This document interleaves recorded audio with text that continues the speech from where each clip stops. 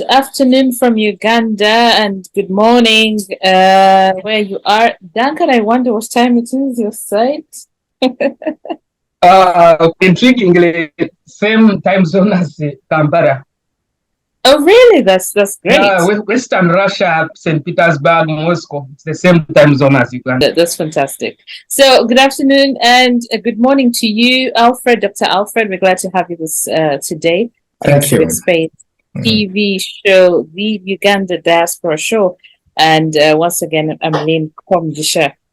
Today we're going to look at a very interesting conversation, and it made headlines all over the place. We were trending on social media, having sent more than enough delegates to the UN General Assembly that recently concluded, and it was rather embarrassing, but it was also eye-opening for most of us in Uganda. And I don't know how it felt for those of you who were on the other side looking in on what we ought to have done or what we ought to do moving forward. So we're going to look at that, but among other things, look at what's making headlines as well, apart from that. And I want to begin with you, Dr. Alfred. Dr. Alfred, by the way, for those of you who just joined us, Dr. Alfred is based in US, and he's very good. He's been joining us here occasionally for a number of conversations, but he's a highly experienced organizational consultant and facilitator. He has expertise in appreciative inquiry, conflict analysis, and organization. And also we have Duncan Abigaba. Duncan Abigaba is former member of the FIFA Warrior or the FIFA Warrior in Uganda. Duncan is off the record. Open Doors Scholar, the former Deputy Director at GCIC and the Government Citizen Interactive Center.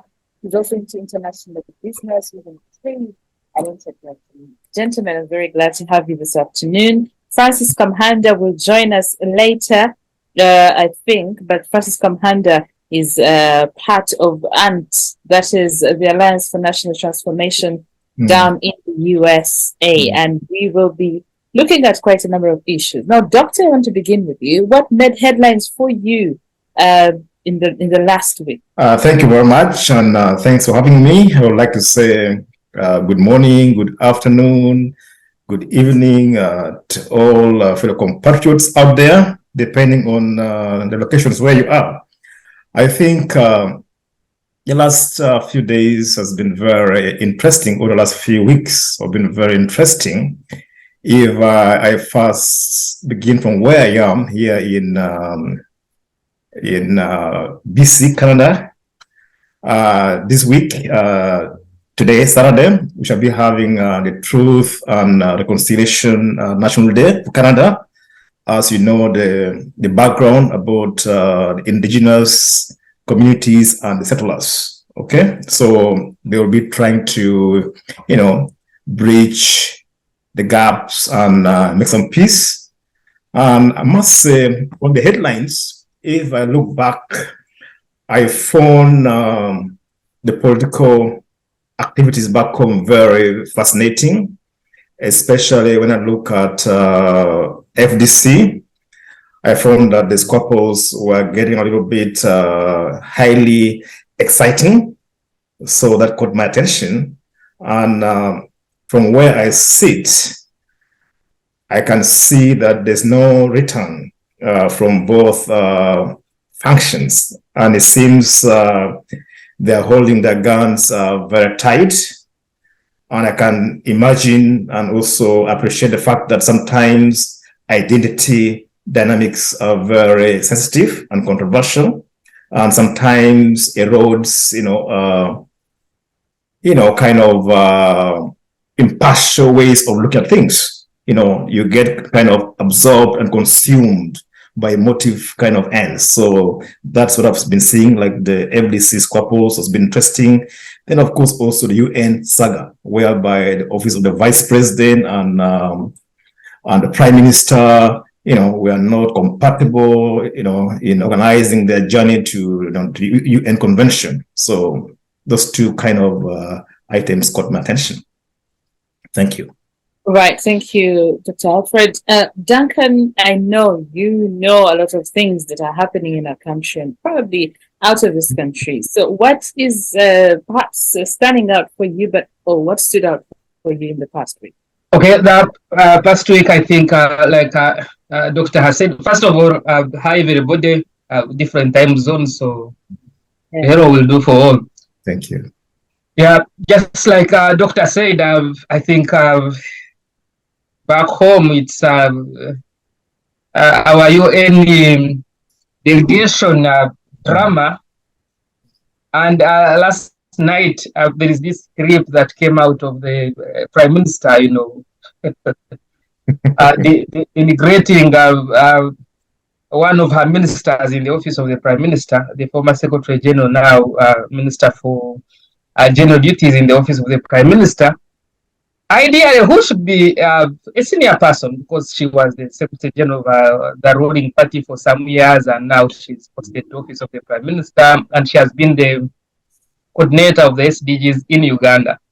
And so there is this clip from the Prime Minister making rounds on social media, and the Prime Minister is throwing an avalanche of accusations and heaping all manner of issues on the Honorable Kasule Lumumba. I find it so condescending, shows a lack of coordination within government, just within the small unit of office of the Prime Minister alone. There is a lot of discord.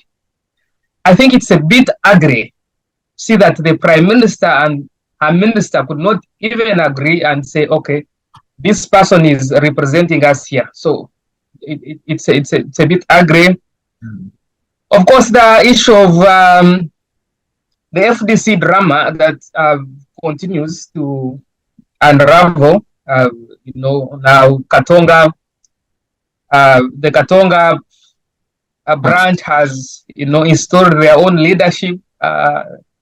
They come, they say, come, let's join you, whatever. Road Mayor,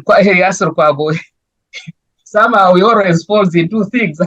He's now the interim president for the wing at Katonga, and now the other FDC is going ahead to organize a delegates conference to elect other leaders.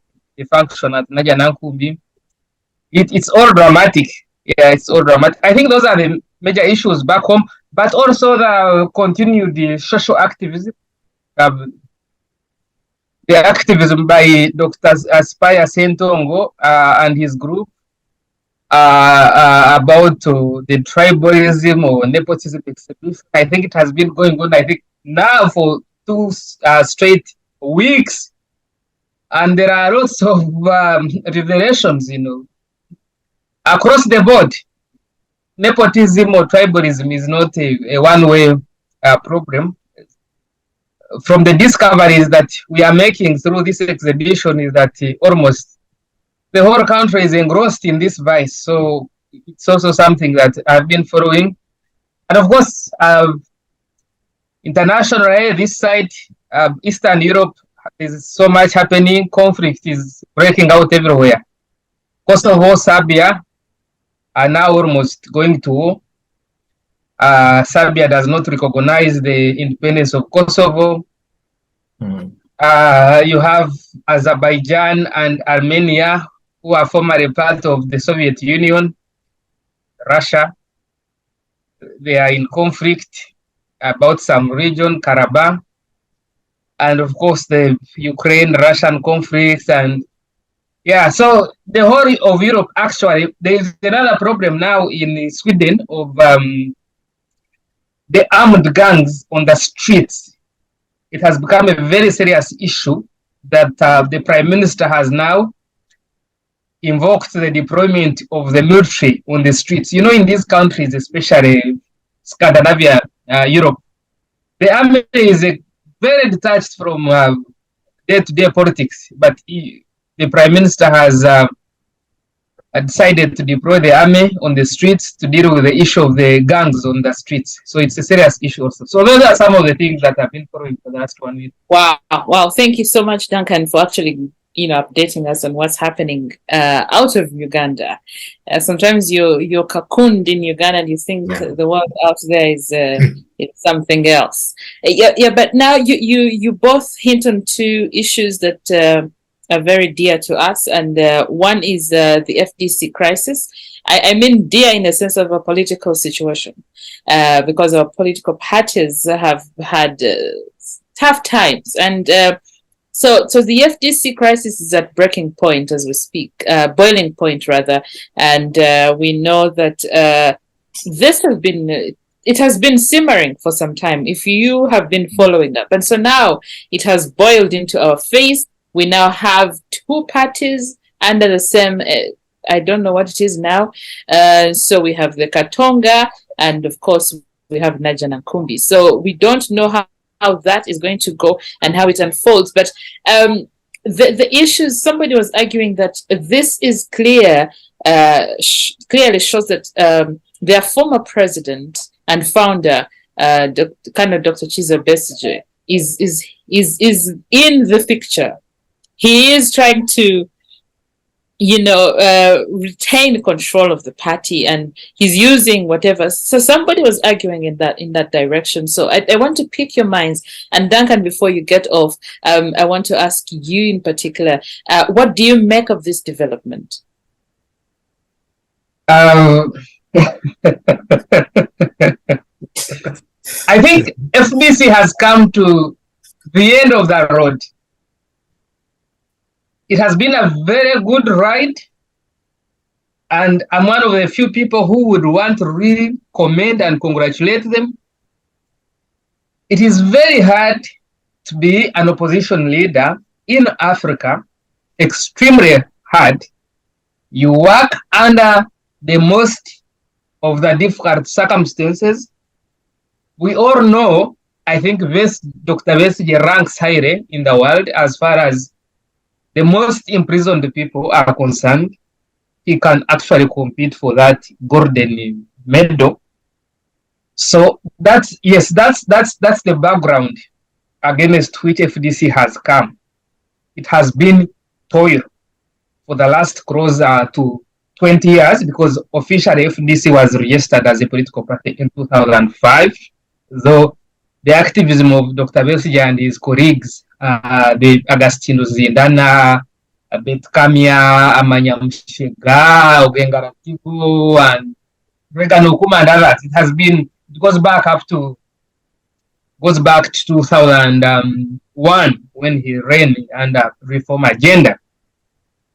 So to see that the FDC has survived for all these years, 20 years plus, against the state machinery, because in Africa you're competing against, we need to be sincere about some of these things. You're competing against the military, you're competing against the central bank. Yeah, there is evidence to this effect. You know how somebody called at Magara is serving a sentence. It's 14-year sentence or something in Uzera for disrupting Dr. Besigye's rally in Mengo and actually shooting dead some people.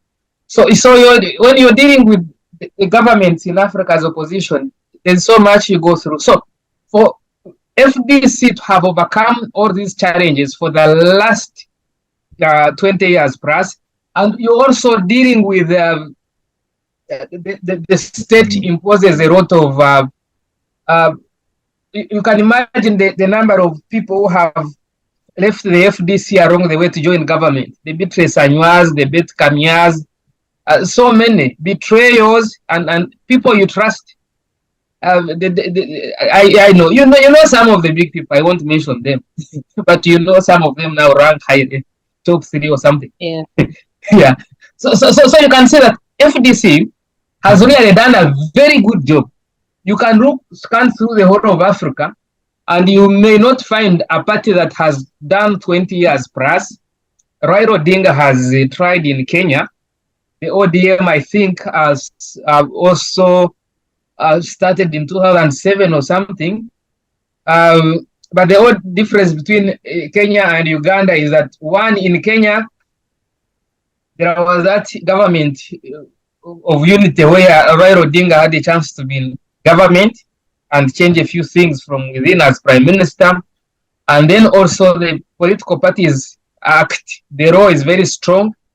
It talks about strong financing of the political parties. I was reading somewhere, I think, this morning, and I saw in Kenya, now the ruling party UDA is going to get 570 million Kenya shillings, which is around 15 billion Uganda shillings in political party funding. Then Raila Odinga's ODM will get around 10 billion. So you can see the Kenyan political parties are funded so well. In Tanzania, there is Chama Cha, this one is called of Mbowa and Tundu Lissu. I've forgotten the name, but it has also been there for a while. Chadema has also been there for a while. Yeah, so FDC ranks now among those, it's among the top brass African opposition parties. So I want to say that they have done their part. They have made a very strong contribution as far as reforming our politics is concerned. We thank and commend them. I see many people celebrating their downfall. It's not good for our democracy because as a party as strong as the NRM needs somebody to check it, somebody who is tested. I would not give the same commendation to NUP, a party of yesterday born out of circumstances of disintegration of PP and others. It's not strong. We are not even sure that the NUP will celebrate its 10th birthday. FDC has come close 20 years, so I commend them. I think for me, it's a different story. Yeah? It's clear now that they can't stand back. They cannot pick up the reins. The rift is so wide. Katonga and Najana Nkumbi cannot, honestly, the issues we are seeing in public, they cannot make up, they cannot reconcile. So I think the party is going to break up into two, and then this eventually will be its demise. So I can predict a few things. Maybe the Kwago faction will join forces with NUP, and then the Najana Nkumbi will go solo into oblivion, because it's already its performance in the last election of 100,000 votes was nothing. You can see it's headed in that direction. It is going to go into distinction to disappear. That's what I can predict. Yeah. Wow, thank you, and you actually point to a very interesting one, because it reminds me of a moment we were looking at the fact that the NRM said by the year 2026 we will not have any opposition parties. Whether that was a good statement or not, in the case of our democracy, we are yet to figure that out. But I come to you, Doctor, and I ask that I see that the FDC is now in a very difficult political situation. They have elected leaders before an election, and this is tantamount to a coup. And in as much as coups in that we have seen around us are a bit violent, some of them of its members were beaten the other day, if you remember. So we are there. We know that the FDC was positioned right from the word go to succeed the NRM. And here it is disintegrating in a very ugly manner, and we do not understand what next. So when you look at all this happening with that in mind, the fact that there would not be an opposition party by 2026, and that we are seeing the strongest political opposition political party falling to its knees, what do you make of that? Let me pedal backward, because the struggle again is the NRA, NRM, then later on evolved to NRM organization, has been in phases. As you realize that in 1986, when the ragtag rebel outfit marched into Kampala and captured power forcefully from the military junta of the Lutwas, then there came the so-called broad-based government from 1986 to 96, where a major chunk of DP leaders were in it, including the late Semogere, Sebana, and so on. They served there. And later on in 1996, Dr. Semogere and the team came out from that side. But prior to that, even there was 1993 to 4, there was a CA, elections. So where the multi-parties versus the movement system were there. And 96, Semogere and team came out of the government and formed the IPFC to stand against the NRA. So that's the second stage, the IPFC, from 96 to 2001. Then in 2001, Dr. Kizza Besigye emerged and team that were disgruntled from the mother NRA. And from many, activists like myself who had been in the other side for a while, we thought that, Besigye and crew were the offshoots of the NRM. And indeed, to many, the two did not differ much in ideologies. To some degree, there were some personal differences, whereby others were saying that others were trying to jump the queue. You remember, that was there. So that's from 96 to 2001.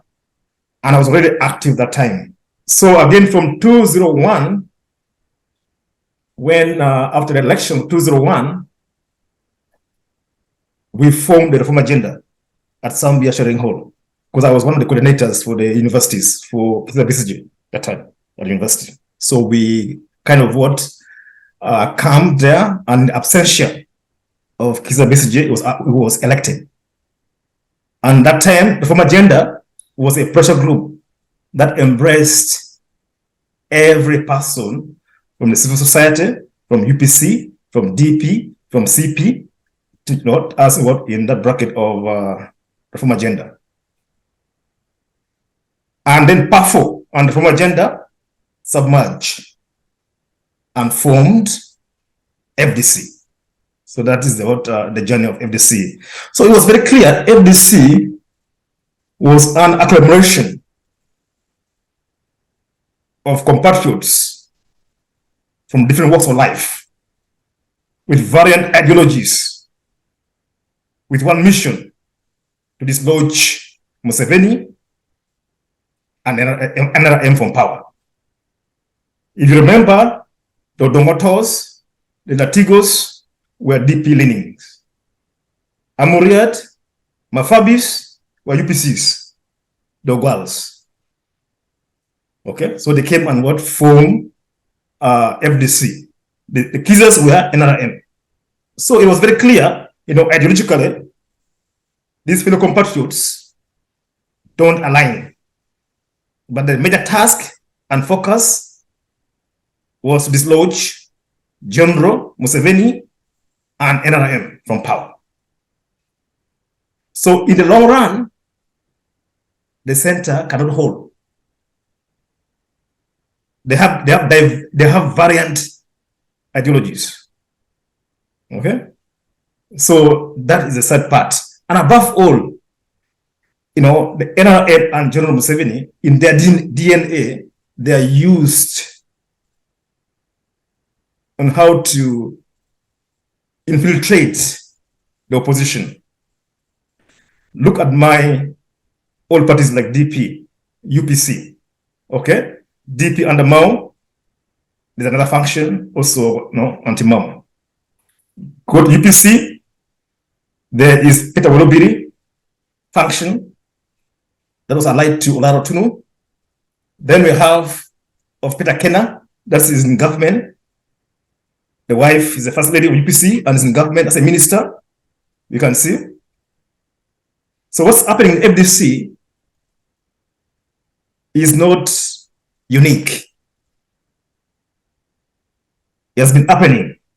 And actually, to me, the historical DP and UPC are the alpha and omega of opposition activism in Uganda.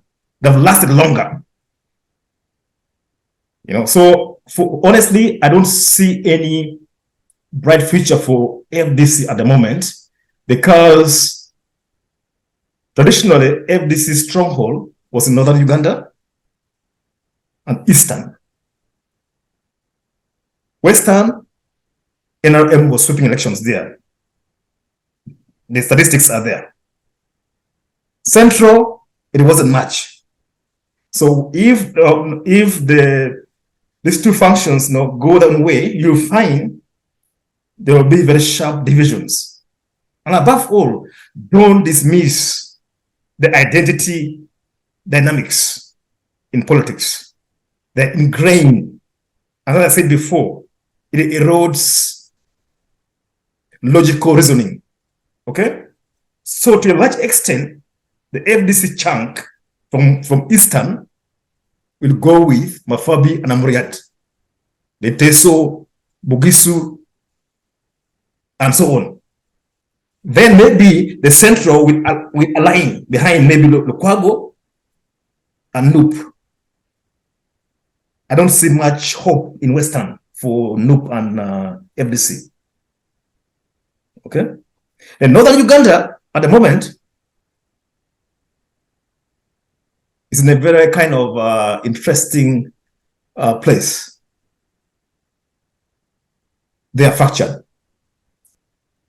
But what I know that the next election, Jim McKenna also is trying to contest. That means he might take the Lango side.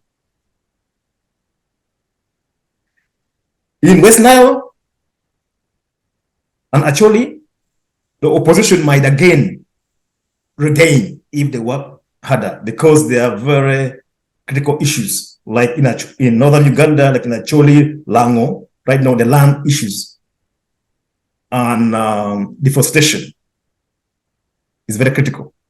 So if they play their cards well there, Noob might emerge, but I don't see future for what FDC in northern Uganda, in eastern Uganda.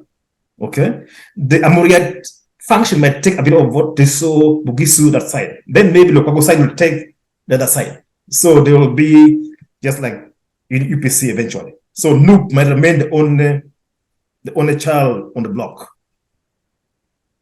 But also they have to work to kind of see how to stretch themselves further, and maybe also to review their kind of messaging. You know, they will be able to attract maybe the youngsters and the youth, but they need to review their kind of how they want to message their programs. So thank you. Right, thank you, Doctor. You actually you bring out a lot of other issues on the grassroots, and we need to examine those in the near future. But right now, I want us, as we wind up on the topic of on the FDC, a few things come up when I listen to you and Duncan. We know that a robust opposition is indispensable for any progress of democracy to happen. 2, at the heart of any functional democracy lies the principle of accountability. The question here is, do we need to recommit ourselves to the ideals of a vibrant democracy? Bearing in mind, Duncan, the fact that as we speak, we have, I think, the weakest opposition political parties in the region, if you look around, because all they do is heckle, make noise, and then before you know it, they're splitting. And there's nothing substantial. Where are we headed as a democracy? And I want us to look at it in that light. Okay, so I think Uganda's problem now is transactional politics. You can see what is causing the problem in FDC. Yes. There is a rumor of what Message has termed the dirty money. But how much is the dirty money? It is not much. Somebody has, I think, said the figure of 9 billion, somebody 7 billion, and so forth. So it's not a lot of money. So what our colleagues are forgetting is that even if they want to pursue money in politics, if they build a strong opposition like the Kenyans have done, because in Kenya you can actually struggle to tell who is the government, who is opposition, who is majority, who is minority. In fact, in parliament, the positions for majority leader, minority leader were determined by court because the numbers usually balance. And this is how Kenyans do their politics. Yes, the Kenyan politics is also very money driven. That's why you find Kenyan politicians are billionaires. Poor people have no place in the Kenyan politics. But in the context of the Kenyan politics, money does not mean you being on the government side. No. It means you galvanizing the opposition, building a very strong opposition, and then balancing with the government. Let it be the political parties act. You will get some good allocation there because you have the numbers. Let it be. You can see now there is a committee, the National Committee on Dialogue in Kenya now seated, because literally the opposition side and government side in Kenya at all levels, in the Senate, National Assembly, the way votes were tallied last year, almost everything is equal. So President Ruto cannot rule alone. So the opposition squeezes him into a corner through demonstrations, maandamano, blah, blah. So he has to sit with them and negotiate. And they are negotiating for certain things also. You know, now they want the office of the opposition leader to be constitutional, leader of opposition to be constitutional, to have a budget, to have whatever. Even on this opposition leader that we have, Book and others, no.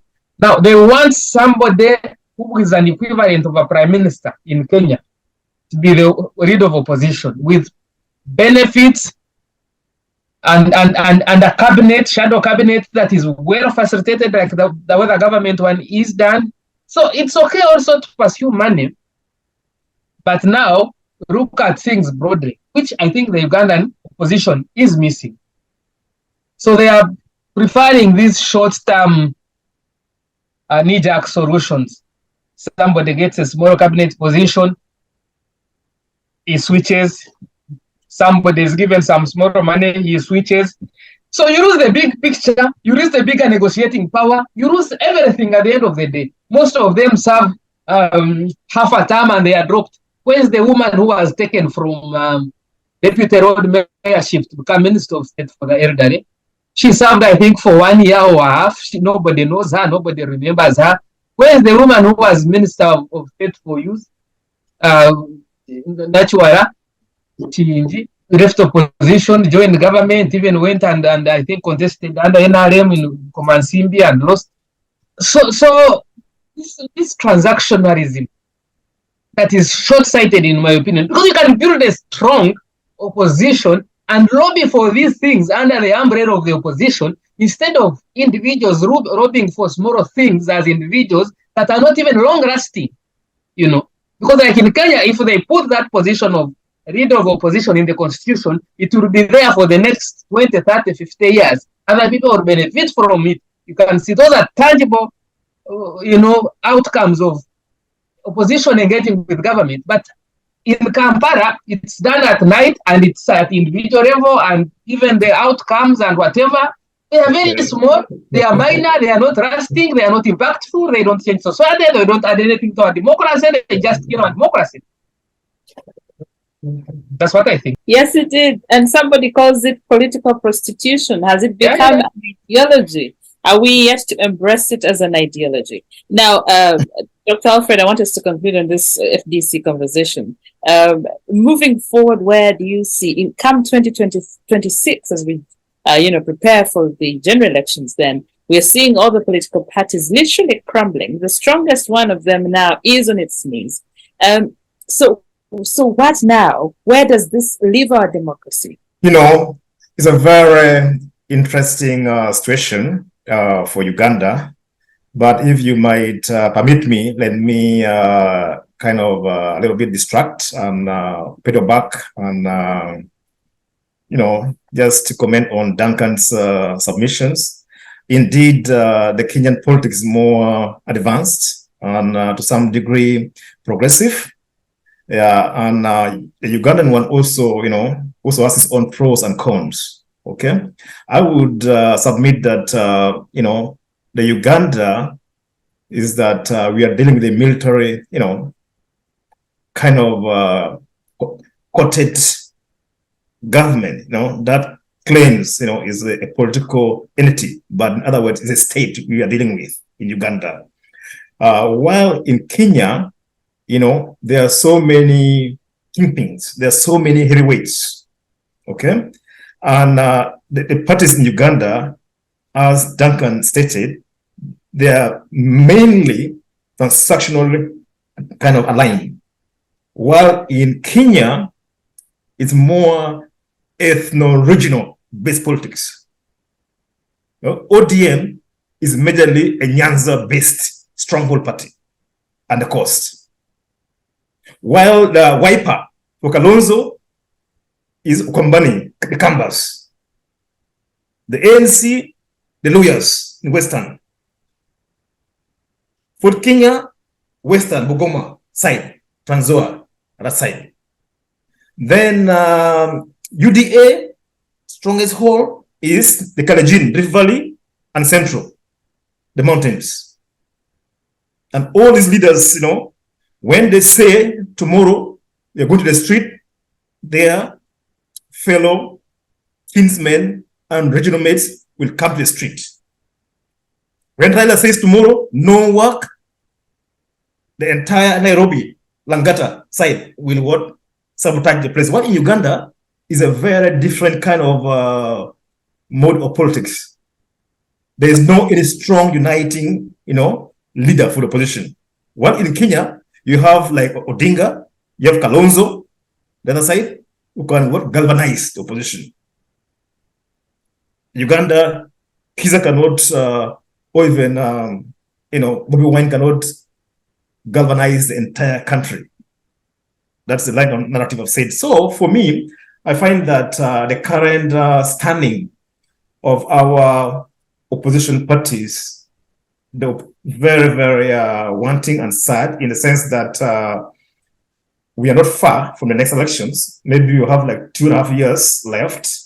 And if the opposition parties proceed in such a manner, in a more fragmented way, then they might give an edge to the ruling party, which is unfortunate. So my appeal to the different competing interest groups from the opposition, if they can maybe try to bury their differences and try to look at the bigger picture, that would be very good. But I don't see that kind of possibility.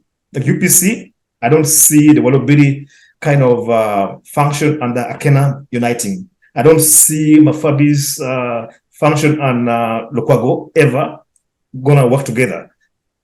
DP, the same. So that to a large degree is going to give an easy right to the ruling party. But I would want to see a position whereby the different opposition stakeholders join hands. Well, we all look forward to that moment, but we know that as we speak, there's not much hope left. Okay, whether they will, come out of that is another question. We shall delve into at a future time. Now, we move on to one of the most important conversation for the day, which is the recently concluded 78th session of the United Nations General Assembly that kicked off in New York on the 19th But for Uganda, we saw that a turn-up of both the Vice President Jessica Lupo and Prime Minister Robina Nabanja sparked confusion and diplomatic incident. It has been thought that the Uganda mission to the UN in New York had planned and was preparing for 51 members, led of course by the VP, but apparently another team, came alongside the Prime Minister Robina Nabanja. Now, Duncan, I come to you. You have been a part of government operations, and perhaps you might have info on how these things happen. But the question here is, why did the country make noise about this whole thing? Is it the first time it is happening? What is so unique about it? And should we be paying attention to it, really? And there are the important things to pay attention to. Yeah, I think actually, like you put it, there are other better things to pay attention to. Yeah. First of all, for the Ugandan case, it is expected. Uganda. It is expected. Why? Why? Uganda and efficiency do not fit in the same WhatsApp group. Okay. Uganda and Uganda and obscene public expenditure, like they say, is the same WhatsApp group. So it is really obvious that usually when these things happen, and you have heard before, you worked in the media before, you heard some of these crazy stories. Whenever we have these delegations moving, I'm sorry to say, but sometimes it's an opportunity for big people to carry their everybody. Somebody will carry concubine or something. So for Uganda, honestly, our cost of public expenditure, I think, is rather obscene. It's something that we should be ashamed of, and we have actually crossed that line of caring for the ordinary taxpayer anymore. Every other day, URA is coming up with all sorts of tricks to collect tax, to increase the tax to GDP ratio. I think we are like around 14. Some other people in Africa above 20, and the president has been pushing URA to move towards 20. Yes, it's not bad to collect tax, but honestly, what is the tax doing? Yeah. What is the point of sending 70 people to New York when you have Kampala looking the way it is, the potholes and so forth? I do not want to grumble and sound like bitter opposition, but this is basic mathematics really. It does not make sense. Even the people you're going to rob in New York or whatever you're going to do there to come to Kampala, really, are they going to feel safe?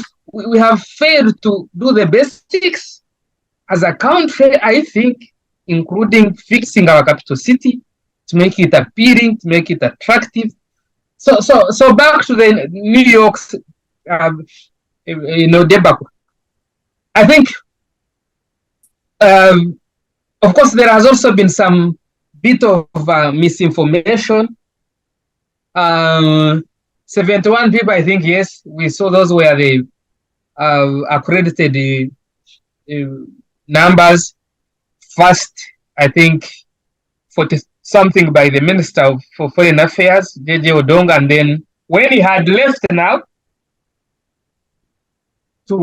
he had left to Cuba, because we were opening a chancery in Cuba, in Havana, and one of his state ministers, the state minister for regional cooperation, Honorable Murimba, now accredits another component of the delegation now, this time led by the Right Honorable Prime Minister, I think now 30-something members. Well, the government also did not come out to explain clearly what these delegations were and what they had gone to do, because there were around 3 delegations in one. Number one, the vice president, who was the official representative of the president at the General Assembly. She went in her right as the representative of Uganda with her delegation. I'm told she explained to the caucus on Thursday in Entebbe that she went with 7 members. The other delegation was the one of the Prime Minister, which went now for the SDGs, the Sustainable Development Goals of the UN. She was invited in her capacity as the Prime Minister and coordinator of the SDGs in Uganda. The Office of the Prime Minister coordinates the SDGs. That function in the Office of the Prime Minister is delegated to the Honorable Kasuri Lumumba, the Minister in charge of General Duties. But yes, the Minister in charge of General Duties does not have any particular functions. She only does delegated work from the Prime Minister. So coordinating SDGs is one of the roles that the Prime Minister gave her. But the Prime Minister can anytime withdraw the delegation and say, this time I'll go myself, like this time she went herself. And also that component of the delegation, the SDGs, was the trip for the SDGs was funded by the United Nations. It was not government of Uganda money. The Prime Minister's delegation, also of 7 people, was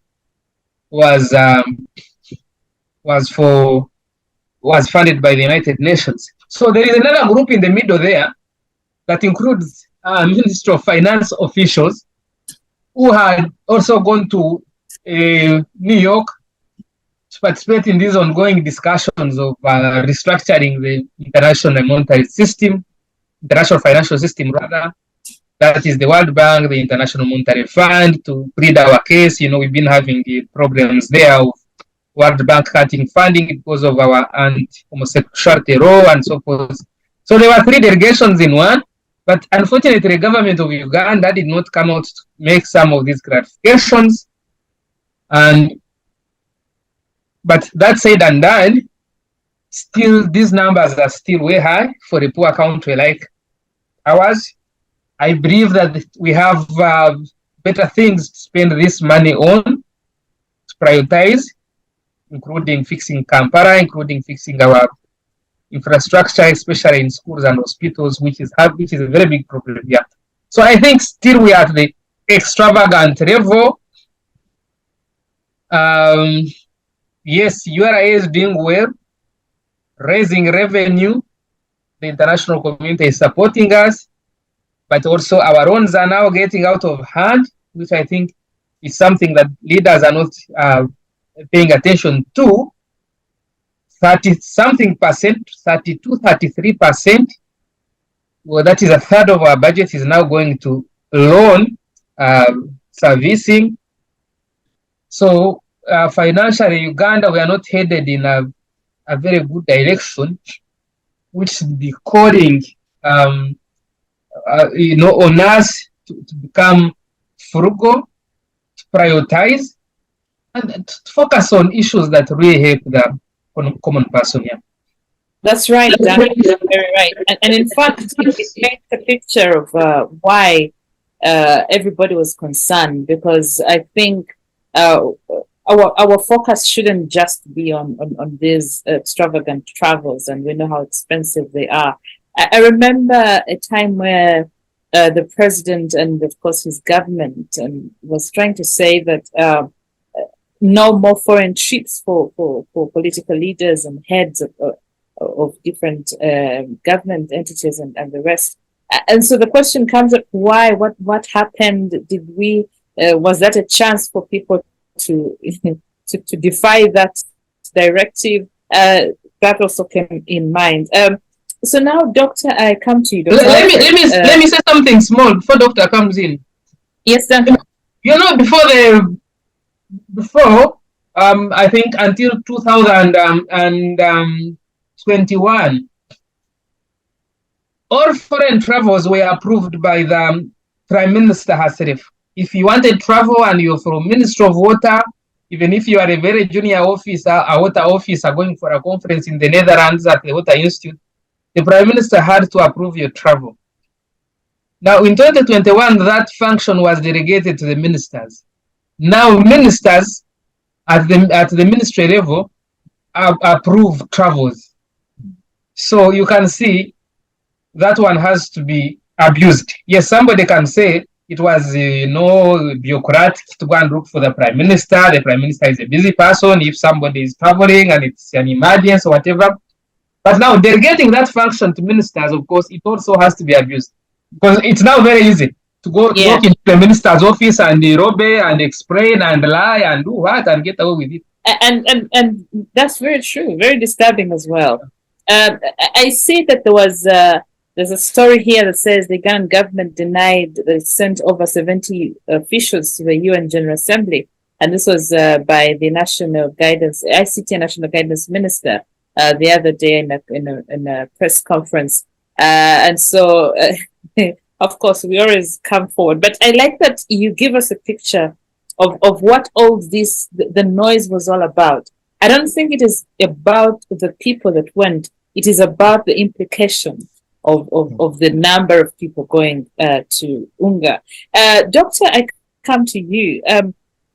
The President last evening, after the NRM parliamentary caucus held at meeting at State House in Tebe, he sat down with the Prime Minister and also the Vice President and asked them to explain and come clear over these allegations of how all this happened.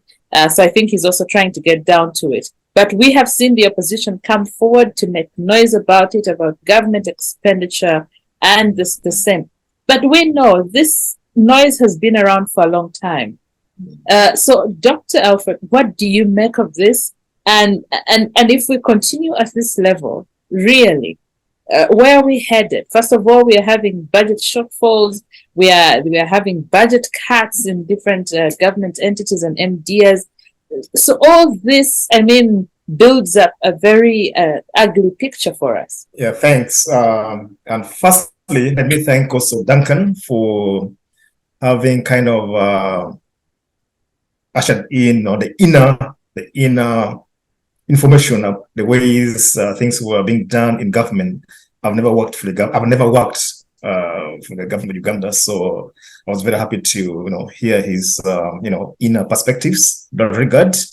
Now about the UN Convention travel, I must say it's very embarrassing because Uganda is a very needy country. More than a half of our budget depends on donors and grants we get from overseas. So it makes no sense for the Ugandan government to have over 50 delegates at the UN General Assembly conference. It makes no sense. I think that is being a little bit extravagant on the side of the Ugandan government. And to me, this is not news. I think this has been the DNA of the NRM government. In the history of Uganda, from my worldview and perspectives, the NRM has been the most corrupt government we have had in the history of Uganda. I'm very sure that those who have seen other past governments or have maybe studied or read about past governments can acknowledge what I'm trying to convey here. If we continue on this path, which has been ongoing, I think is the hopoloi on the ground that will suffer the consequences. Why? If we keep on diverting the meager resources we do have at the national coffer, then that means we shall have no equipments and medications and shall be unable even to pay our civil servants, in the health sectors, in the education sectors, and so on. So that means, the civil society, the civil servants, those at the grassroots will not have sufficient and sustainable services on the ground. So I think one thing the government should check is that they should have more political will to check on corruption. What happened is a clear indicator of immoral level of corruption in government. If the office of the prime minister and the vice president cannot communicate, cannot coordinate on this simple kind of task, that implies that the government is dysfunctional. It implies that the government is dysfunctional. So this should worry any mindful Ugandan out there, that our resources are being wasted in unnecessary kind of travels and maybe luxurious life out there. Though I must say that in general, the UN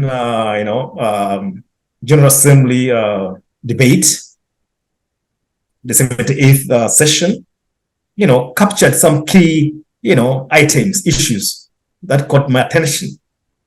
The first one being climate change.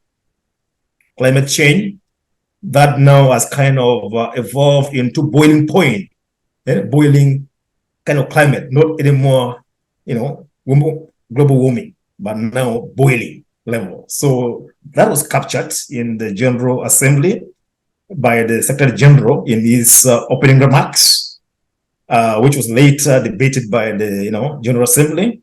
That was good.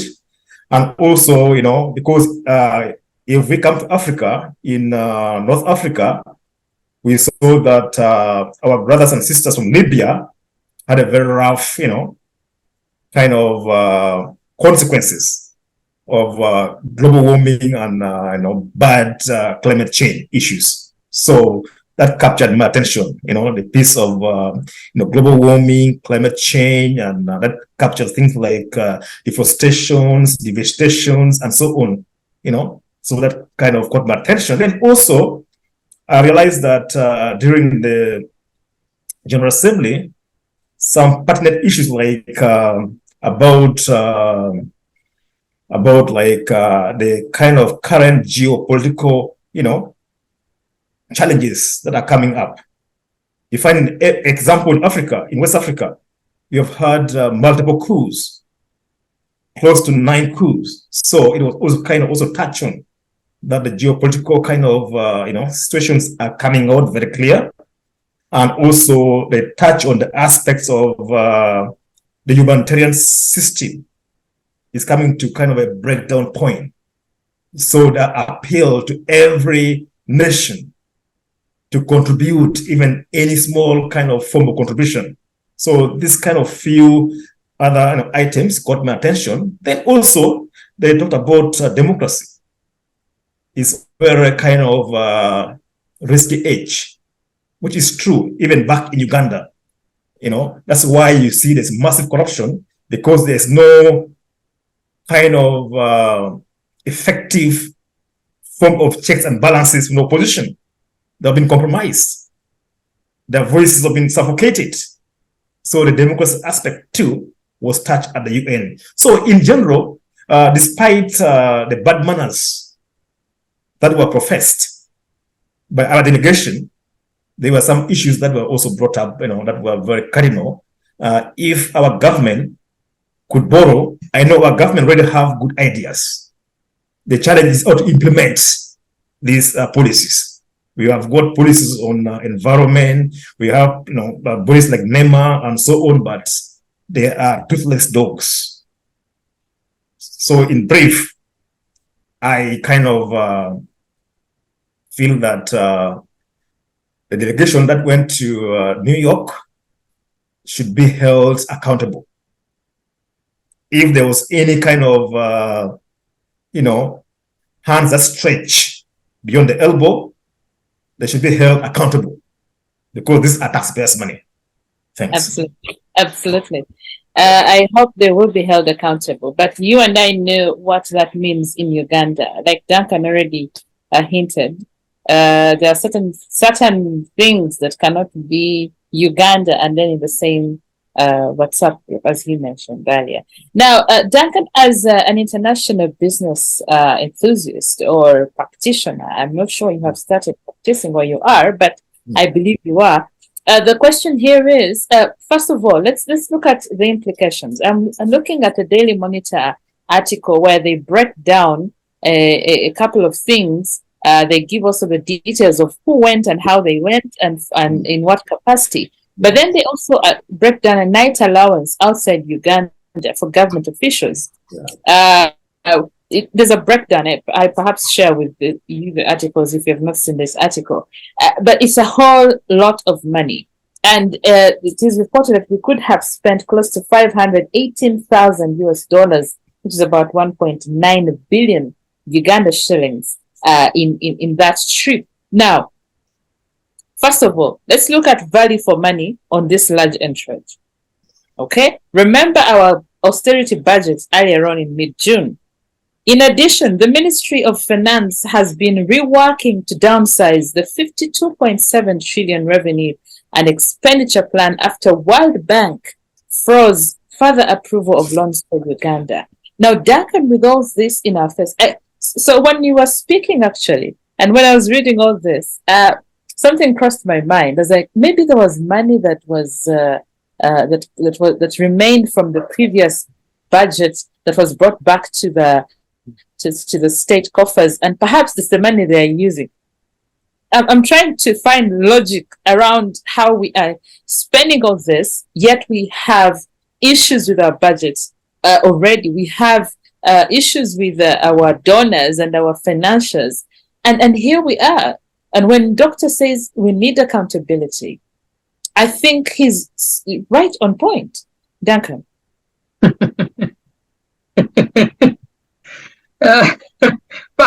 First of all, Doctor, you will not get any accountability from Kampala. I think it's a culture that we are now accustomed to, that the government of Uganda is accountable in several ways, but financially, you will never get any form of financial accountability from the government in Kampala. We are extremely wasteful. We move from scandal to scandal. I can't imagine how many scandals we have been through this year alone. There was a scandal at the KCCA involving, I don't know, procurement of basics. There was a scandal of iron sheets and whatever. There was a scandal of, I think, Karamoja food. There was a scandal. This year alone, you can talk about 10 major scandals.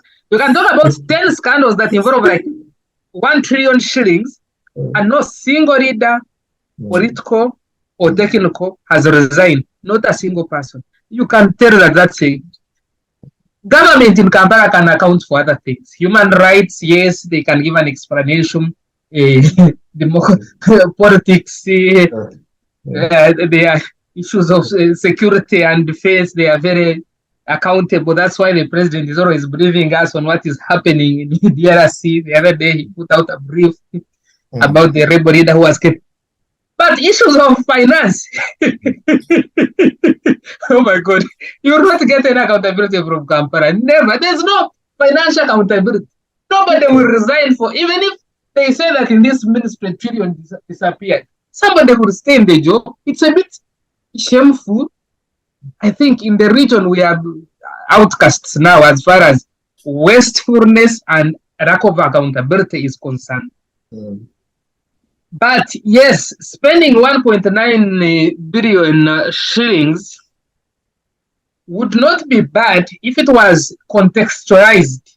Because like I said, our people in Kampala have not bothered to give explanations.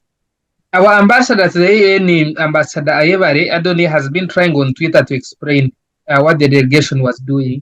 You know, Kampala is planning to host, I think in April next year, or January, January, is planning to host 2 very big summits.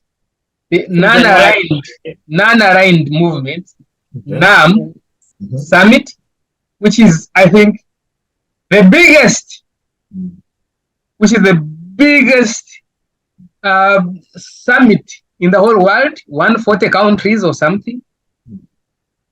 So you can be sure that several heads of states are coming to Uganda next year. Then we shall also have what they call G77, that is group of 77 plus China. It is also happening next year in Kampala.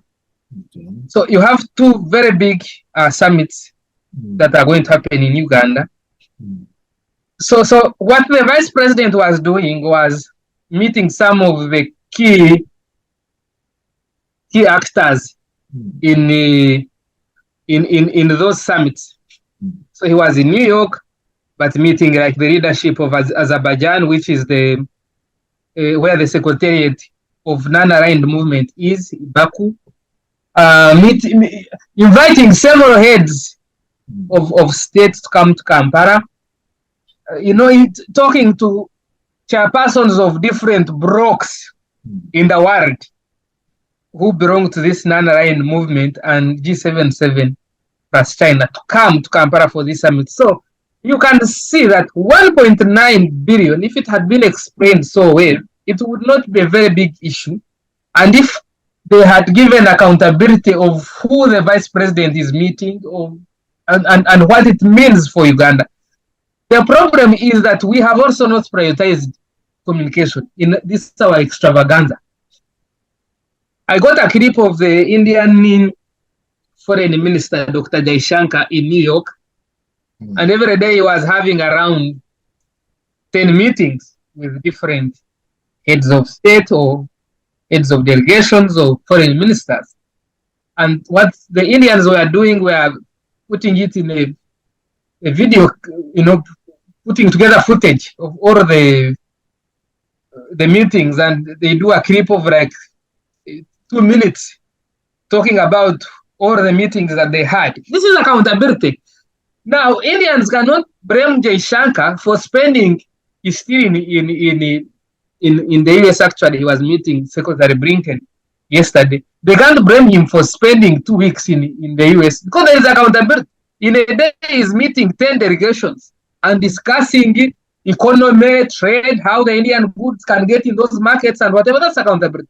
Now, you have the Ugandan delegation, they go, whatever meeting they have, there's no communication because they did not take a single communications person on the delegation. Even if you're taking 7 people, please make sure there is a communications person to give accountability back home. We would not be having these issues because this can be justified, the money can be justified through the meetings that were held in New York, through the partnerships that were developed and engagements bilateral signed and whatever, but there is no accountability. Nobody is explaining what is happening. So an ordinary Ugandan on social media thinks the minister or the prime minister, the vice president are just sleeping in a hotel and going around shop with their per diem and nothing, the taxpayers' money. So people have a right to be outrageous. Why don't you give accountability? Communicate. And like you said, accountability, I think, is alien to us in Kampala, and we're yet to. Yeah. No, it's a concept that has never reached Kampala. Okay. I'm telling you. It left, I think, like 15 years ago. It left around 2005. When we first amended the constitution in 2003, from that time, political accountability in Kampala left with that. Out of the window. Right, Doctor, I come to you, and I'll still ask a fairly related question. When we look at the value for money, for all these things, and like Duncan says, we've got to have some sort of accountability where we know, okay, so and so has gone to do ABCD, is going to spend so much, and is going to, and like he brings out these two very important conferences that are going to happen in Uganda. My worry now is, first of all, look at our budget. It is still within the 2023-2024 budget. I did not see anybody budgeting for these two, the non-aligned movement and the G77 plus China, conferences happening in Uganda next year.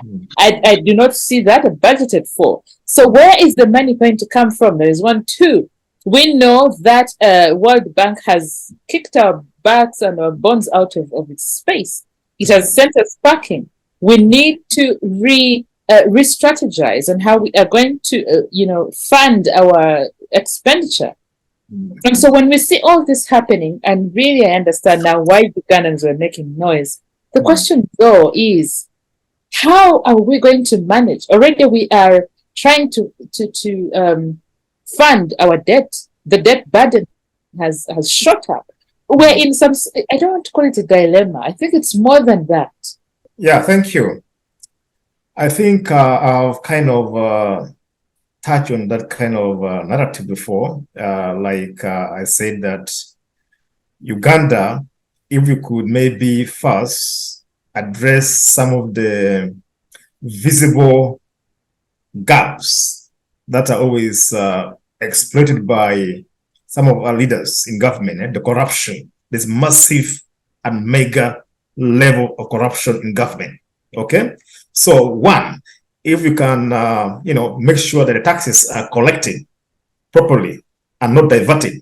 Okay, that will help to bridge that kind of gap that was kind of brought by the withdrawal of funding from the World Bank. That's one, and two, I've said before, for example, if you look at the size of our government, is so huge, whether the political, the administrative structures, etc., are unnecessarily large.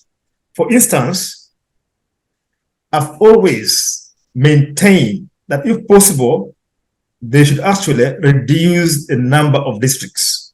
Some districts are a liability. They don't bring in any income or revenue at a national level. Instead, they drain in the national kind of basket. So we should look into one, reducing the number of districts. If you go to the August House, I think there are so many representatives, almost over 500. It makes no sense.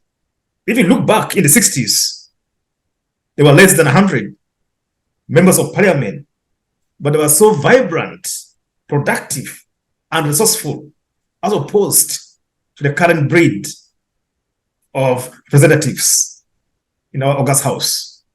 So let's cut on our representatives, of MPs, local councillors. All these are taxpayers' money being drained and wasted. That's one. So we could also address that kind of misuse of our resources. That will help to fill that gap. And I think also, our government or Museveni's government, they might reach out to their new allies. I can see His Excellency General Museveni is trying to be more cozy with Putin, for example, and China. So I think they might negotiate underground and get some fundings from that. Because I'm very sure that China and Russia, even North Korea, are going to be very visible in these conventions that are going to take place. The non-alliance group, even for the G77 group, they will be there. So I think they might be able to also fund, if at all, they'll reach out. So that's the only kind of avenue I can see that the government of Uganda might explore. One, through going to the eastern side, like to China, to Russia, maybe a little bit from India, Brazil, North Korea. Wow. Okay, you give us alternatives, but still. So if they're thinking that way, if they're told they're thinking that way, but I don't know what is in their mind. That's my kind of optical, kind of assumptions. Right. Yes. Right. Now I'm seeing. So we saw opposition. The opposition came forward, of course, to also protest the wasteful 71-member delegation sent to the UN General Assembly. And they're saying that our diplomatic policy has failed. I don't want to believe that, though. Apparently, it lacks guidance, and our diplomats are predominantly political appointees without any diplomatic knowledge. It's no surprise that every government department is eager to be part of such trips for photo opportunities rather than representing the views and aspirations of the Ugandan people. I don't know if you agree with Mwanda Nkunyinji on this statement. He says they should focus on our foreign policy should prioritize the welfare of Ugandans abroad rather than focusing on personal interests and families within the Ministry of Foreign Affairs. Duncan, and what's your take on that? No, I think the shadow foreign minister is a bit harsh on our people. Yes, some of the appointed foreign representatives of Uganda at ambassador level have failed in elections. But our embassies are well equipped with technical people, very well technical and supportive teams. Wherever they deploy a political appointee, somebody with a background of politics, parliament, cabinet, and so forth, there's always a deputy who is technical, who has grown through ranks from an officer to councillor, minister, councillor, up to deputy ambassador level. Like in Moscow here, we have a former minister for Karamoja, Moses Kizige, but now the deputy ambassador, now who is ambassador ambassador in the foreign service rank. He has grown through the ranks. Is the deputy here. So he runs most of the technical things and he advises the ambassador accordingly. I don't think it's a big issue. And we have never had any diplomatic embarrassment at an international stage. I do not remember any.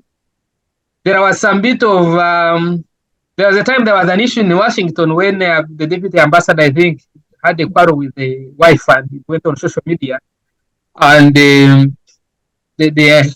think the American government was American law enforcement was involved to some extent, but that was it. It was not something to do with the diplomacy. It was something to do with the domestic matter that could have been handled by two other people in the house.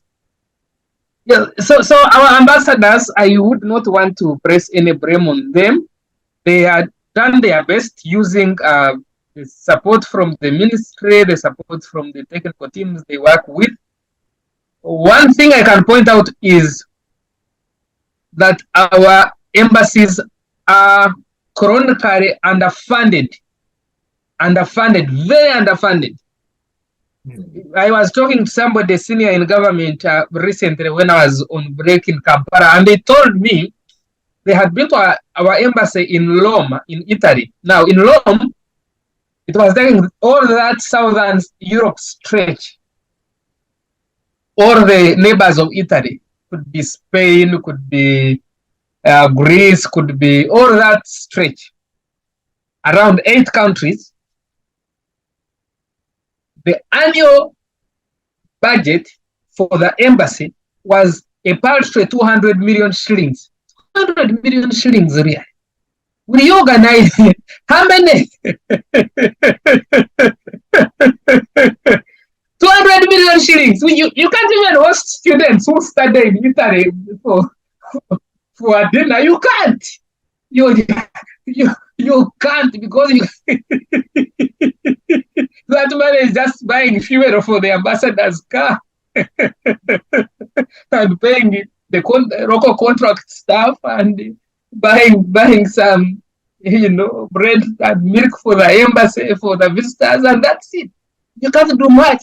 You cannot go travel in those countries and have exhibitions of our coffee, of our tea, of our banana flour, of the things of our milk, things that we are trying to put them on the international market. You can't do that with 200 million shillings. You can't even have one exhibition in Italy for this thing. So the problem that Muwada should be focusing on and his team is to increase funding for our embassies. At least an embassy, the least funded embassy should be at least $1 billion shillings. Some of the embassies have not seen a coat of paint for the last 30 years.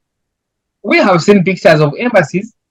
Some of them are in very dire state. So I think there is need to push for increased funding for the embassies for our missions abroad. Yeah. At least $1 billion shillings, a minimum of $1 billion shillings. Most of them are in dilapidated states. Most of them are not. Some of them go hungry. They're not paid, and so those things do not come up when Honorable Kunyinji comes forward. He does not put this forward. He only chooses to make noise about other things. And you raise a very important question there, statement. Now, Dr. Alfred, I wanted us to conclude on this because there's an interesting one I want us to finalize the show with, and that is AFCON or AFCON bid. But before we go to the AFCON bid, Dr. Alfred, I'm going to conclude with you. So moving forward, we're looking at all these challenges we are encountering. And January, the president gave an order saying no more trips abroad and for government officials. Unless it is really, really important. And here we are again, still speaking the same and pleading that they ignored this directive. It's precisely that. So moving forward, what do we do? I hope His Excellency Museveni gets more serious. If he says no more travel, he should actually mean it. Because, for example, I have some personal friends who are in the parliament, but they're always traveling. When they call me, they tell me I'm in New York, I'm in Paris, I'm in London for a conference. I wonder what time they get even chance to present, their constituencies or go on the ground, So one, I think even our government in Uganda should consider even downsizing, the staffing in the embassies. And if possible, even maybe in some regions, you can have just one office that caters for most part of the region. For instance, Canada in East Africa had only one visa functioning office in Nairobi for a long time, just had a consulate in Kampala with a very small, staffing in Kampala. So Canada embassy was majorly in Nairobi, and now partly where in Tanzania. Why? Because they were trying to cut down funding, to save resources. You don't have embassies in Sudan, in Ethiopia, in Eritrea, and so on. So for East Africa and Central Africa was just Nairobi for a long time.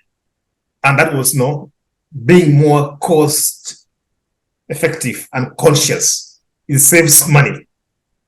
So like for Uganda, for instance, you find that like here in North America, for instance, in Canada, we have our embassy in Ottawa. But if you come to BC, Alberta, or Western Canada, they're just volunteers, consulates. I had a friend of mine who was a consulate for Uganda in Vancouver. He was actually running the office from his personal home and resources, just strictly.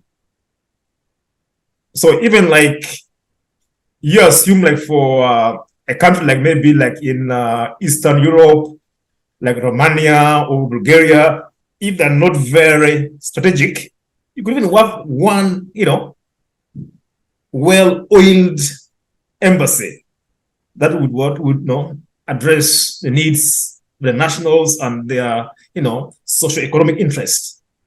So downsizing is one of downsizing and merging the embassies would be a way forward. And two, also I think the government of Uganda should also consider, sometimes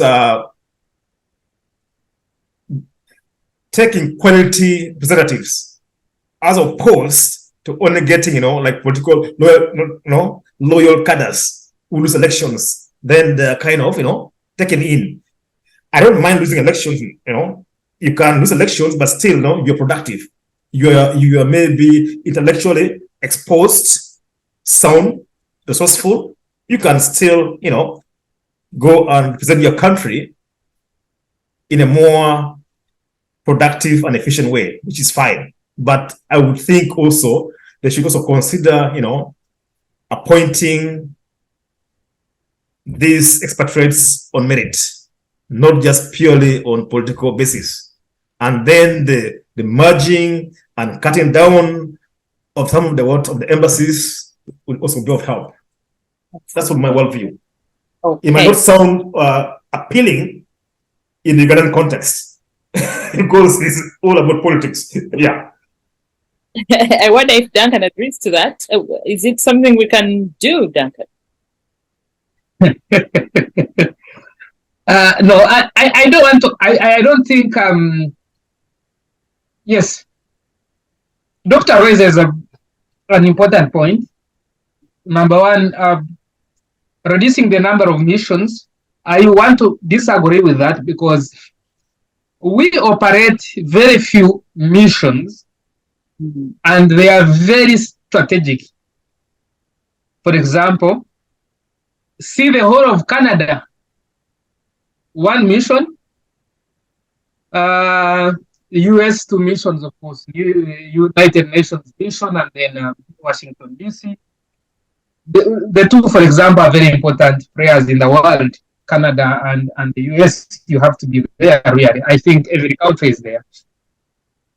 Russia, we don't have any other mission in Eastern Europe except a shop for coffee and that we just opened in Serbia, connect Uganda in Belgrade. We don't have any other diplomatic representation in Ukraine, Romania, Poland, and some of the economies there are actually very big, but we don't have any representation in Eastern Europe except Moscow. Then you have Canberra representing the whole continent of Australia,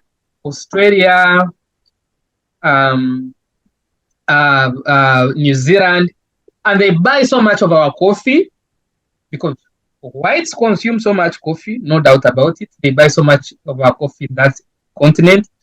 So, and we have so many students also studying there who need some help.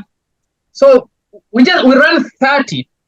Uganda runs 30 missions across the world. They are very few, in my opinion. Yeah, they are very few. It's just they are concentrated around the Great Lakes region, because I think for almost all those countries around the Great Lakes region, we are represented. And then the Middle East, because the Middle East is our biggest trading partner region.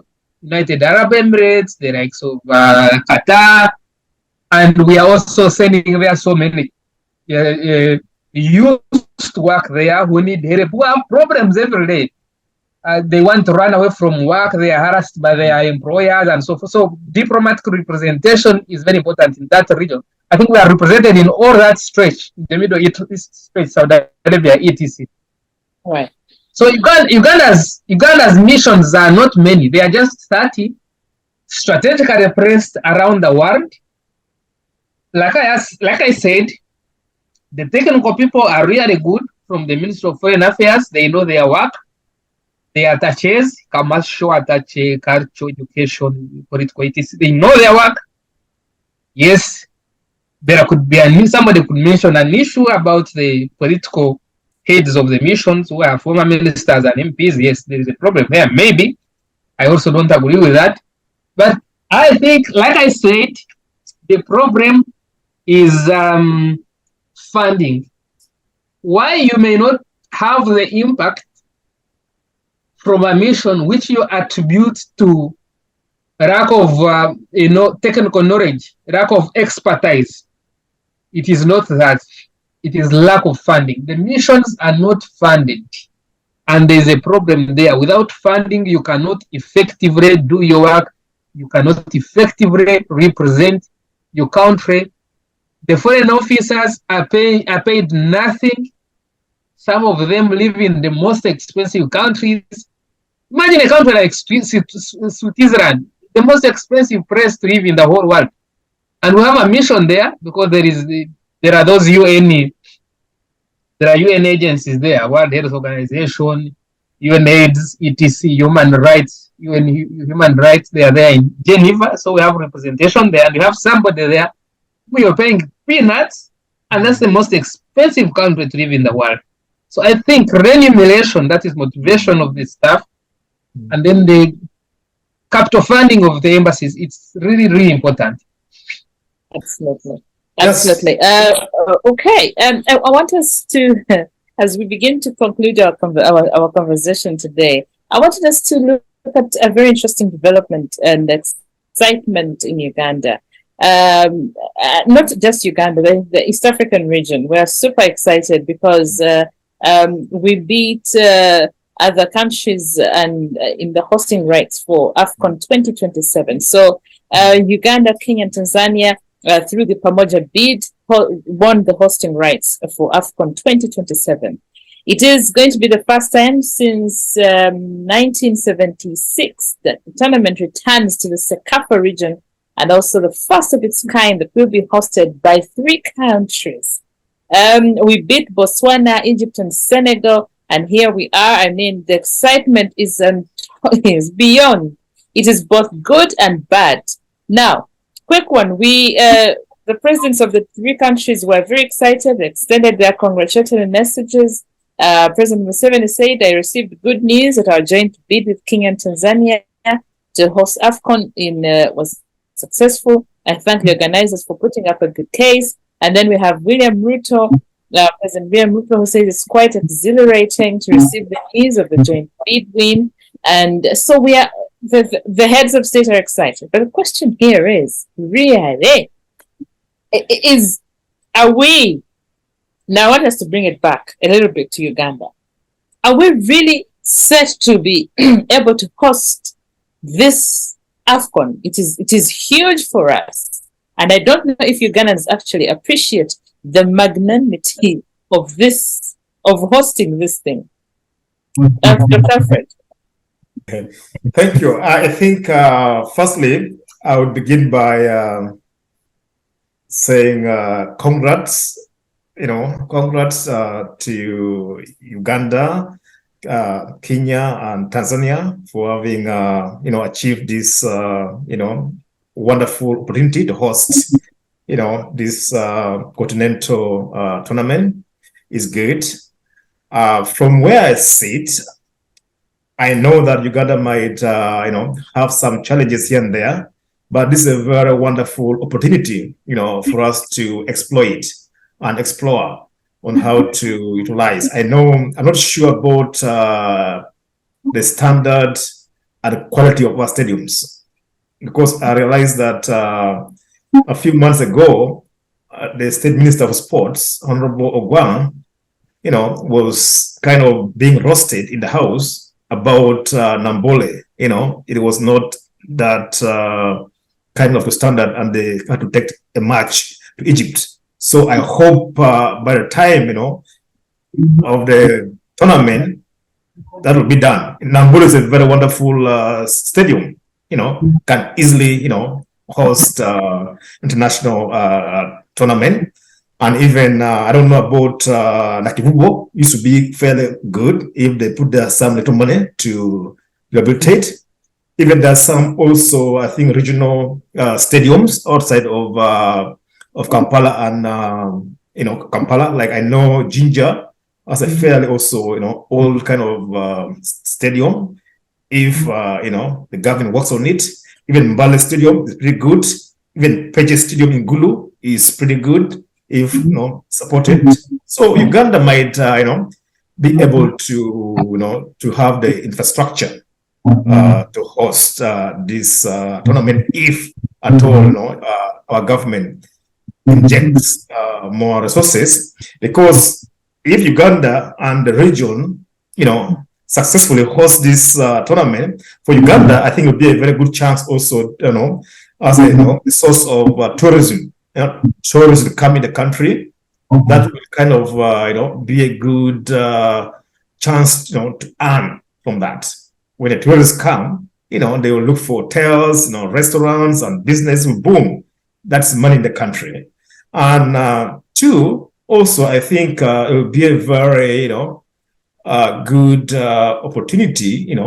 This tournament can also usher in it brings in cohesion, cohesive tendencies, unity within the region and the country, because things like music, dance, drum, and sports, this kind of activities, creates unity, and this is good for national unity and healing too. I'm very sure both the opposition, the government, civil society will speak in one voice. They're going to support the Uganda cranes. All this will be, very good for us, if at all we host successfully. But I'm not only confident about our ability to host, successfully because of our past history. Our people are very corrupt. They might again misuse or misdirect the funds that are meant, for this kind of tournament. That's my only worry about the kind of the unethical ways of doing things in the country. But this is a very wonderful opportunity that should be, embraced by Ugandans, celebrated by Ugandans, and let's, give a chance. Thank you. Right. Thank you, Doctor. Of course, we are all excited, and we are super excited. First of all, it's not just AFCON. Remember, we have the non-aligned movement. Remember, we have the G77 plus China, and now we have the AFCON coming up. And so the excitement is just beyond. It is super welcome. However, a few issues come up. This is the time technocrats should be rolling up their sleeves to draw huge budgets. That is one. Two, we know that if you remember CHOGM of 2007, we were sweeping the streets, Duncan, yes, we're sweeping the streets, planting trees and flowers and A, B, C, D, and Z. And then the value for money audit reports. Yeah. The challenge, the big elephant in the room, accountability. Accountability. And here we are again, beautiful opportunities, wonderful opportunities for the country. The question, people are saying, what will we do? Look at CHOGM, how we failed at CHOGM. Issues. Yes, Duncan. I'm one of the strongest believers in this Uganda project. I think we have one of the most beautiful countries in the world. And you do not experience this until you have gone to live in places like you have winter covering the country over a period of like 8 months. From November up to May, in St. Petersburg, it's going to be snow. So you have a country like Uganda that has the sun 365 days a year, with all these natural endowments, being source of the Nile, having the biggest freshwater lake in the world, having the Big Five, which the Europeans and Americans and all the other people in the world love to come and see. The Big Five, the lions, the elephants, the buffalo, the whatever. And then also having the mountain gorillas, being the only one with the mountain gorillas, having the snow-capped ruins and so forth. We have a beauty that everyone wants to explore. So I think we can make Uganda work. We can cash on all of these enrollments that we have, and we are a very enterprising and hardworking people. By the way, we have very good human resource as Uganda. That's why wherever Ugandans go in the world, they excel. We are the best doctors in the whole of Southern Africa, Botswana, Namibia, where in Canada, people are doing wonders, in Europe, everywhere. So we can make Uganda work, plus our economic potential, the coffee, the tea, the milk, the bananas, the whatever. We can make Uganda work. So I'm looking at it, the AFCON, as an opportunity to showcase our country, promote our country, sell it, put it on the global scene to attract more investment, to attract more tourists. So it's a big opportunity to really sell this project called Uganda. However, you have seen the cynicism on social media, because we have proved for the last so many years now, we have experience in failure as far as big things are concerned. Right away, like you have said, from program days, we have failed on many big projects along the way. If you want something to store, you hand it over to some of our people. Where is the rail?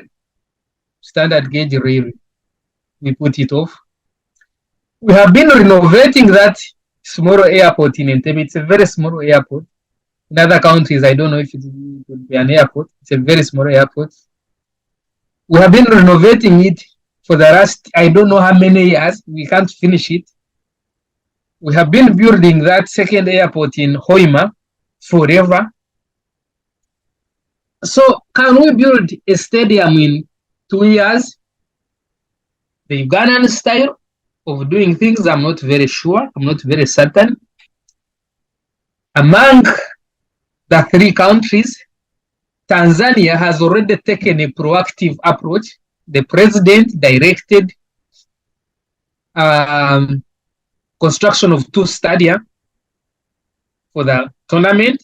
And Tanzania is now known for doing big things. You know, they have been building a dam for 2,000 megawatts. We have been building our dam for 600 megawatts forever. Tanzania is building a dam for 2,000 megawatts, 2,000, megawatts. And, they are building a railway from Dar es Salaam to Morogoro. They have 2 big things, and they do them very fast, and they do them very well, long-lasting things. Kenyans are also skeptical because they have had scandal after scandal, big scandals in Kenya around government projects. They had money released for dams. Dams were not built.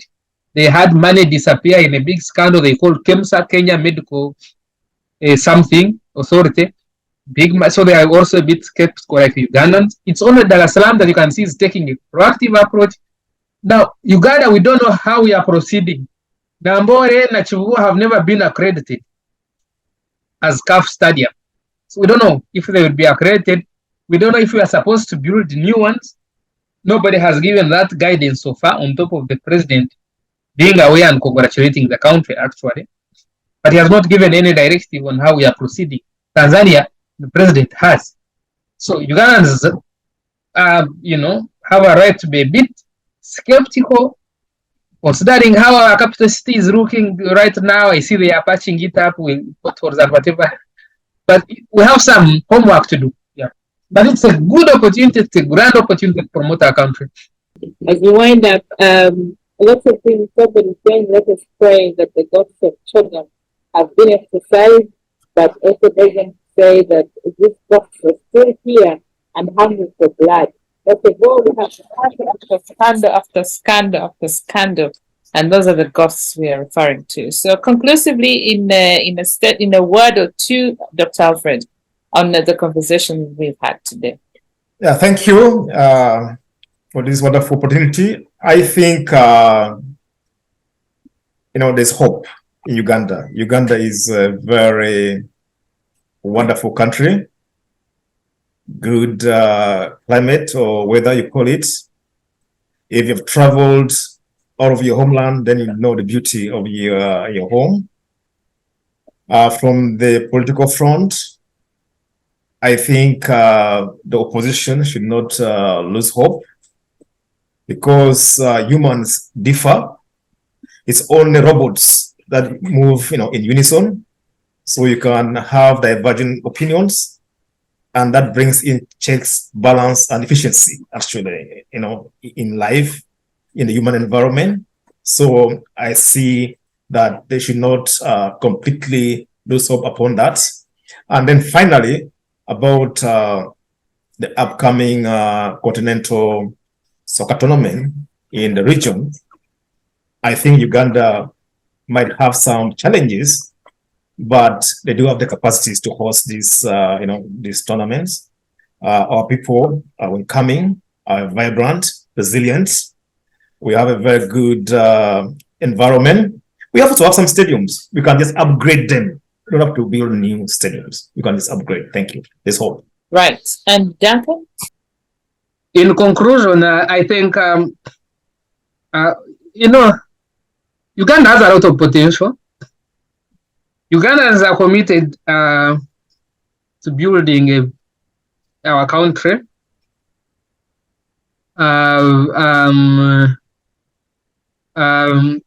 Leaders are notwithstanding, like we said from the start. I think the leaders have delegated their accountability role. They do whatever they want. Nobody is held accountable for anything anymore. So, to an extent, they want to enter on their own. So we have two big opportunities to promote, showcase our country and our potential. Like I said, next year, the Non-Aligned Movement Summit, the G77 plus China Summit, and then the AFCON in 2027. They are a very huge blessing to promote our country, our tourism, our investment climate, our human resource potential. So we will do some good work. I can promise. I can,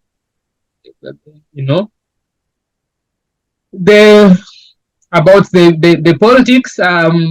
Like I said, when we're starting, I think FDC has come to the end of the road. They have made their significant contribution in shaping our democracy. The NRM had a soft landing from 86 to 2001. It's because what was the 1996 election was the walkover. But when BSJ came around and tried to balance the boat, and that's when President Museveni realized, okay, now I think there's a challenge. We have to change a few things. And FDC have since been contributing to the democratization of Uganda. We thank them. But I think they cannot get out of this sinking ship. Either people will jump out and form other and join other vehicles, or they will have to form a new opportunity. And I thank you, Lynn and Comrade Doctor here. Yeah, thank you. All right. I thank you so much, Dr. Alfred and Duncan, for joining us this today for our conversation on the current affairs in our country, in and around us, and also, of course, looking at the Unda saga. Well, not saga. I think it was more of an interesting development for our country. I don't want to paint it as bad as it sounds, but I thank you so much for making time. Absolutely. So thank you so very much for your time, and I hope we catch you again next time when we call on you for more conversation that will advance the Uganda diaspora conversations. And we thanks for hosting us. More and more of those. All right. We'll catch you again next time. Bye-bye.